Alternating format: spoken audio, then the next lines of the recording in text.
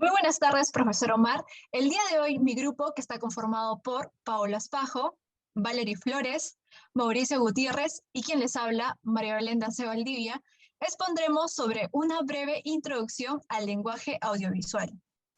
Empezamos con la idea de la construcción de la realidad, es el eje que vincula los diferentes temas. El investigador White Tushman estudió la construcción de la realidad. Su aporte más valioso de Tushman se desarrolló en torno a la idea y los acontecimientos de la realidad tomados por las organizaciones informativas que hacen circular las noticias y al mismo tiempo construyen la realidad.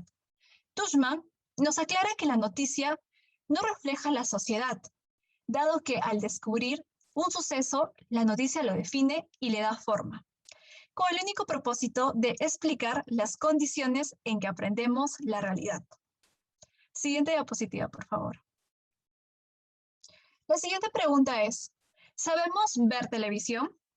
¿Sabemos ver cine? ¿Qué es saber ver? Tenemos que saber que, a diferencia del cine, en la televisión abierta nosotros sabemos cuándo un programa va a continuar o cuándo se trata de un mensaje publicitario. Aquí, el cine y la televisión tienen una función en común, y es que todo espectador se convierte en un crítico. El audiovisual se desarrolla en torno a dos sentidos, que son los siguientes, la vista y la audición. Hay autores que incluyen el audiovisual tanto lo auditivo, puro, como lo es la radio, y también la combinación que ambos, como lo es en este caso el cine y la televisión. Por ejemplo, en el sistema de la realidad sonora, se incluyen elementos acústicos de todo tipo, tanto naturales como creados por el hombre. Por ejemplo, lo verbal, los ruidos, los efectos, el silencio y la música. El cine y la televisión como medios audiovisuales. El cine cumple con las persistencias reptilianas, que es un fenómeno fisiológico natural que permite al ojo retener una imagen luminosa por una décima de segundos más después de su desaparición. A continuación, le paso la palabra a mi compañero Paola. Ahora veremos el cine y la televisión como medios audiovisuales. Primeramente, el origen del lenguaje audiovisual remonta a la siguiente definición. Es un movimiento que se manifiesta a través de diversos medios audiovisuales, donde predominan en estos el cine y la televisión. El origen del cine y la televisión se remonta a los hermanos Lumière, allá por los años 1890-95, y gracias a la persistencia reptiliana, el zootropo de Emily Raynaud, el kinestoscopio de Edison, juntos estos diversos elementos logran crear el primer corto cinematográfico. La diferencia entre el cine y la televisión. Si bien la televisión está diseñada para que su discurso sea interrumpido o fragmentado, esta también puede ser dividida en tres partes de fragmentación. Primeramente los capítulos, los bloques y la forma polimórfica, que significa varios temas. También está la liberalización, que significa que es una vía de privatización por concesión de servicios estatales.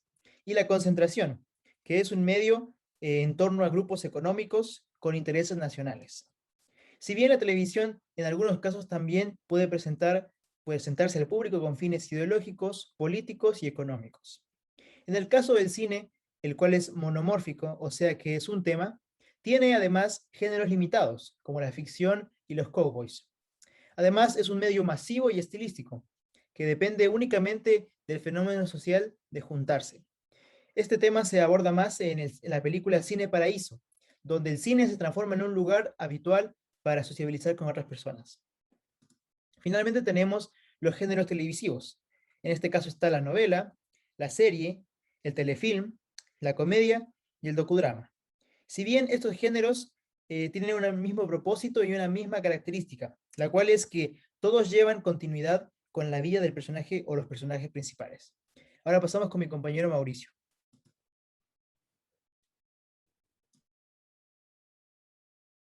La percepción de la realidad social. La comunicación social es multiforme y omnipresente. Esto implica justamente entender la comunicación como una dimensión constitutiva de lo social. Es decir, los medios audiovisuales pueden plasmar la realidad. Tenemos el caso y ejemplo como los programas de Al y Sitio y Misterio. En el caso de Al y Sitio se ejemplifica y se menciona la realidad que viven muchas personas que viven en zonas rurales tras migrar hacia la capital por un mejor futuro y al mismo tiempo se encuentran con un problema social que vive en esa actualidad, el racismo y la diferencia de clases sociales.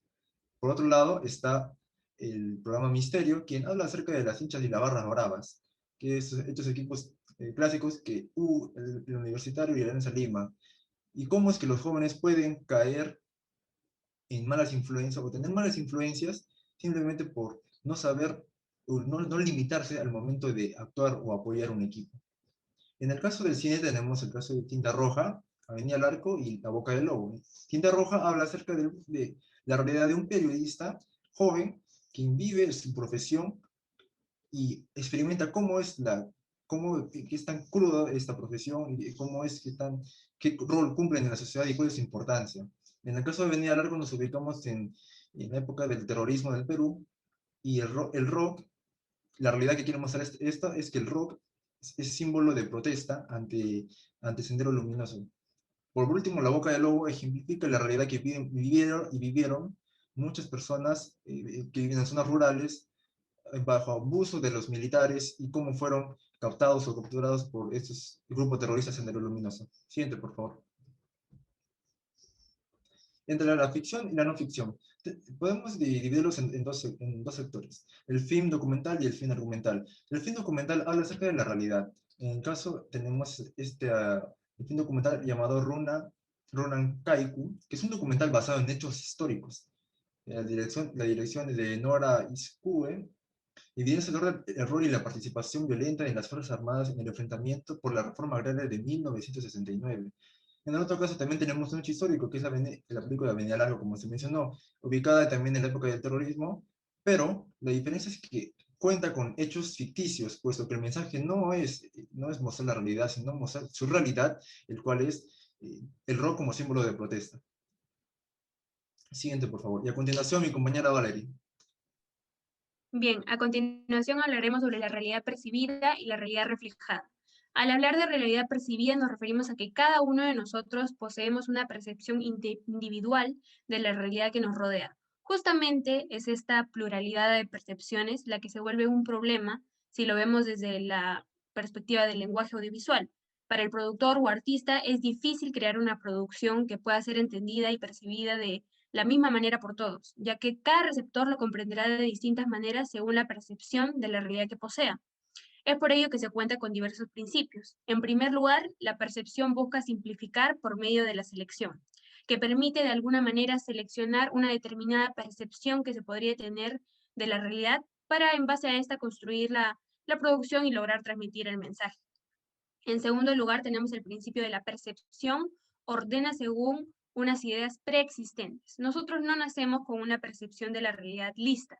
Vamos construyendo esta percepción a medida que vamos conociendo la propia realidad externa. Y en tercer lugar, la percepción configura.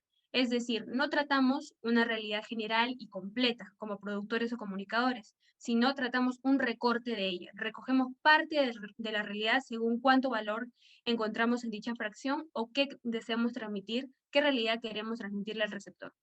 Y justamente, ahora pasando a la realidad reflejada, evidenciamos esta al analizar que si todos los humanos basáramos nuestro opinar o percibir en una realidad externa, en una realidad general, esto sería un caos. Dejaría de existir una diversidad de formas de percibir la vida misma.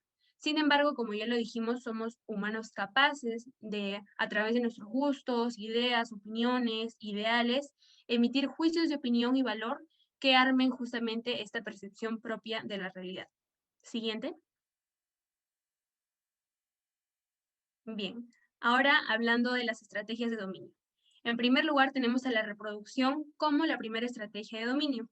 Los comunicadores, productores, artistas buscan representar la esencia de esta realidad externa en la que vivimos, buscando que el receptor logre de cierta manera hallar cierta conexión entre lo ficticio y lo no ficticio, considerando esto no ficticio como nuestro diario vivir.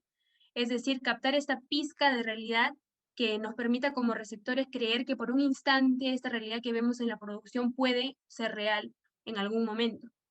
Y esto justamente se logra a través de signos visuales, auditivos y la lengua. Estos tres medios deben buscar asemejarse lo más posible a elementos naturales o que el receptor fácilmente pueda reconocer, entre comillas, en la vida real. Como comunicadores debemos saber que no solamente debemos conocer estos signos, esta lengua, sino también dominar todas estas teorías. Y luego en la estrategia número 2, que es el comentario como segunda estrategia de dominio. Y ahora hablando netamente de los medios comunicacionales, ¿no? Dentro de este, el receptor puede desarrollar cierta afinidad, por ejemplo, con un noticiero, quizás por el periodista que lo maneja como noticia un hecho, o por simplemente la agenda que maneja el programa. Y justamente es esta afinidad la que ocasiona que en algún momento el receptor confunda un comentario emitido en el programa como parte de la realidad. Y esto justamente beneficia al medio, pues puede de alguna manera influir en cómo percibe el receptor la realidad externa. Con esto hemos concluido la exposición. Muchas gracias por la atención.